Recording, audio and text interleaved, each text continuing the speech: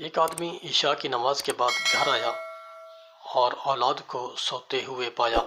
اس نے بیوی سے سوال کیا کہ بچوں نے نماز پڑھی ہے یا نہیں۔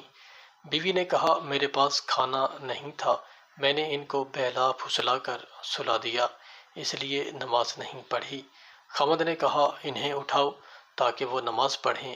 اس نے کہا اگر میں نے انہیں اٹھا دیا تو وہ بھوک کی وجہ سے روئیں گے۔ خاوند نے کہا مجھے اللہ نے یہ حکم دیا ہے کہ میں ان کو نماز پڑھاؤں، ان کا رزق میرے ذمے نہیں ہے، ان کو اٹھاؤ، رزق اللہ کے ذمے ہے۔ اللہ فرماتے ہیں اور اپنے گھر والوں کو نماز کا حکم دے اور اس پر خوب پابند رہ، ہم تجھ سے کسی رزق کا مطالبہ نہیں کرتے، ہم ہی تجھے رزق دیں گے اور اچھا انجام تقویٰ کا ہے۔